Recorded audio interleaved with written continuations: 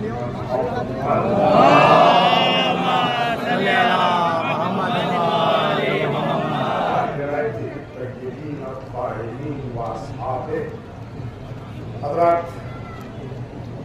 امام حسین علیہ السلام کی قربانی وہ عظیم تر قربانی جو ایک عظیم مقصد کی خاطر انجام پائی تھی، ہم اس کی یاد منانے کے لیے جمع ہوئے ہیں۔ اور یاد ہم کیوں مناتے ہیں؟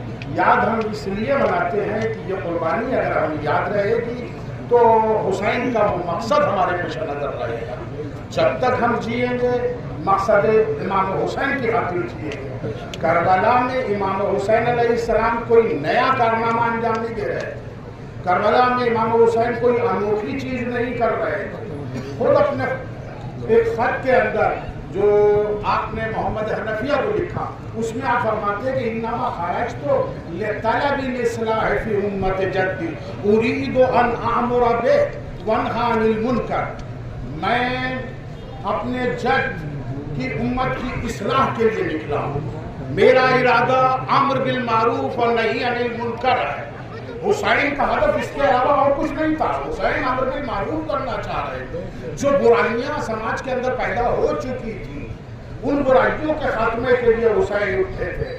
یاد رکھیے، دیکھیے، جب تک برائیاں نچلے طبقے میں ہوتی ہیں، یعنی عوام میں ہوتی ہیں، عام لوگوں کے درمیان ہوتی ہیں، انہیں مٹا دینا، انہیں ختم کر دینا آسان ہوتا ہے۔ لیکن یہی برائیاں جب حکومت کے اعلیٰ سطح کے اوپر ہوتی ہیں، حکمرانوں کے اندر ہوتی ہیں، جب حاکم فاسد ہو جاتا ہے، اس وقت جو ہے اس برائی کو ختم کرنا آسان نہیں ہوتا۔ حسین اسی مقصد کے لیے، اس چیز کو حاصل کرنے کے لیے کہ امت کے درمیان اصلاح ہو، امت فلاح پائے، ایک صحیح راستے کے اوپر باقی رہے۔ ورنہ عزیزان گرامی، آپ یہ بتائیے کہ کیا اسلام کی تعلیمات کے اندر یہ اس بات کی گنجائش نہیں ہے کہ اگر ایک مرتبہ کوئی نظام فاسد ہو جائے تو اس کی کوئی اصلاح کا راستہ نہ ہو؟ ایسا ہو ہی نہیں سکتا۔ اسلام نے ہر مسئلے کا حل پیش کیا۔ اگر حکومت فاسد ہو جائے تو اس کے خلاف کیا کرنا چاہیے؟ یہ بھی اسلام کی تعلیمات ہے۔ اور عزیزان گرامی، حسین اس میدان میں اکیلے نہیں ہیں۔